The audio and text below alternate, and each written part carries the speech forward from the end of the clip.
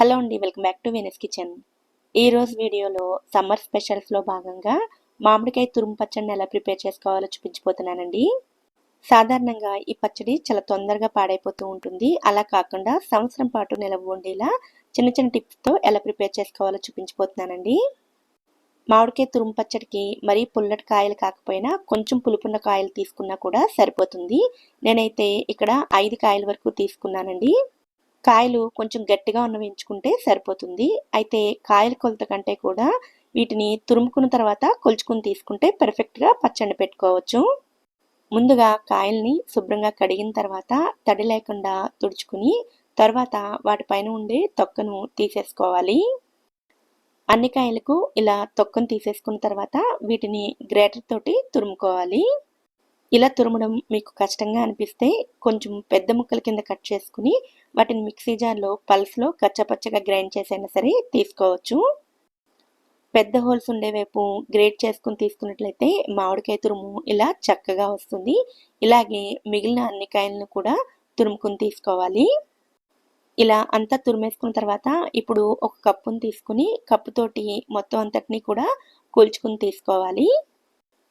ఇలా కొలుచుకున్న తర్వాత ఉప్పు కారాన్ని కూడా అదే కప్పుతో కొలిచి తీసుకున్నట్లయితే పచ్చడి ఎవరు పెట్టినా కూడా పర్ఫెక్ట్గా వస్తుంది.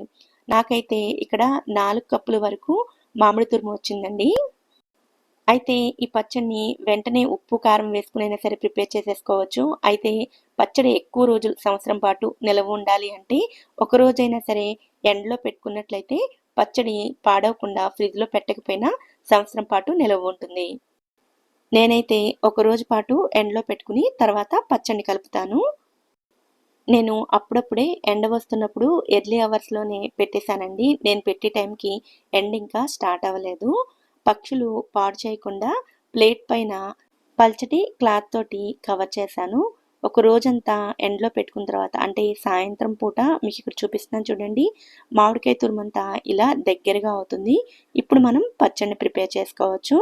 ఇలా ప్రిపేర్ చేసుకుంటే ఫ్రిడ్జ్లో పెట్టకపోయినా పచ్చడి సంవత్సరం పాటు నిలవ ఉంటుంది. ఎండలోంచి తెచ్చిన వెంటనే వేడిగా ఉంటుంది కాబట్టి చల్లారిన తర్వాత పచ్చడిలోకి కలుపుకోవాలి. ఈ లోపల మనం పోపును ప్రిపేర్ చేసుకుందాము. మీరు ఎందులో అయితే పచ్చడిని కలపాలనుకుంటున్నారో ఆ కడాయిని స్టవ్ మీద పెట్టుకుని అందులోకి 1.5 కప్పుల నుంచి 1.75 కప్పు వరకు ఆయిల్ని వేసుకోవాలి. పచ్చళ్ళకి వేరుశనగ నూనెను కానీ లేదా నువ్వుల నూనెను కానీ ఉపయోగించినట్లయితే పచ్చళ్ళ రుచి బాగుంటుంది. నూనె వేడైన తర్వాత ఇందులోకి ఇంగువను వేసుకోవాలండి. నేను ఇక్కడ ముద్ద ఇంగువను వేస్తున్నాను కాబట్టి ముందే ఇంగువని పొంగించుకున్న తర్వాత పక్కకు తీసేస్తున్నాను. డార్క్ బ్రౌన్లో ఉండే ఇంగువ ముక్క ఇలా లైట్ బ్రౌన్ కలర్లోకి వచ్చినట్లయితే వేగిపోయినట్లు. ఇప్పుడు చల్లారిన తర్వాత ఇంగువను పొడి చేసి మళ్ళీ మనం పచ్చళ్ళలో కలుపుకోవచ్చు. ఇప్పుడు ఈ నూనెలోకి పోపును వేసుకోవాలి. నేను ఇక్కడ ఆవాలు, ఎండుమిరపకాయలు మాత్రమే వేస్తున్నానండి. 1 టేబుల్ స్పూన్ ఆవాలు, అలాగే ఆవాలు చిటపట్లాడిన తర్వాత స్టవ్ ఆఫ్ చేసేసుకున్న తర్వాత 4 ఎండుమిర్చి ముక్కలను కూడా వేసుకోవాలి. ఎండుమిర్చి వేసి కలుపుకున్న తర్వాత గిన్నెను పక్కకు పెట్టేసుకుని నూనెను పూర్తిగా చల్లారనివ్వాలి. నూనె పూర్తిగా చల్లారిన తర్వాత మాత్రమే పచ్చడిని కలుపుకోవాలి. నూనె వేడిగా ఉన్నప్పుడు కలిపినట్లయితే పచ్చడి నలుపు రంగులోకి మారుతుంది. ఇప్పుడు ఇందులోకి కొద్దిగా పసుపు, అరకప్పు కంటే ఒక 2 టేబుల్ స్పూన్లు తక్కువగా ఉప్పును వేసుకోవాలి. 4 కప్పులు మామిడికాయ తురుముకి సరిపడ కొలతలు చెప్తున్నానండి. 1 కప్పు వరకు కారాన్ని వేసుకోవాలి. 2 టేబుల్ స్పూన్ల వేయించిన ఆవాలు, మెంతుల పొడిని వేసుకోవాలి. వీటితో పాటుగా ఇందాక ఫ్రై చేసి పక్కన పెట్టుకున్న ఇంగు ముద్దను కూడా పొడి చేసి వేసుకుంటున్నాను. అలాగే చిన్న వెల్లుల్లిపై నుంచి తీసిన వెల్లుల్లెబ్బల్ని ఇలా కచ్చపచ్చగా దంచుకుని వేస్తున్నానండి. వెల్లుల్లి పూర్తిగా ఆప్షనల్, మీకు ఇష్టం లేకపోతే స్కిప్ చేసేయవచ్చు. అలాగే మామిడికాయ తురుమును కూడా పూర్తిగా చల్లారిపోయిన తర్వాత మాత్రమే ఇందులో వేసుకుని కలుపుకోవాలి. మొత్తం అంతా బాగా కలిసేటట్లుగా కలుపుకుంటే పచ్చడి రెడీ అయిపోతుంది. ఉప్పు, కారం అన్నీ కూడా కరెక్ట్గా సరిపోతాయండి. 2-3 గంటలు ఊరిన తర్వాత పచ్చడిని వెంటనే ఉపయోగించేసుకోవచ్చు. మరి ఈ ప్రాసెస్లో మీరు కూడా తప్పకుండా పచ్చడిని ట్రై చేయండి. సంవత్సరం పాటు పాడవకుండా చక్కగా నిలవ ఉంటుంది.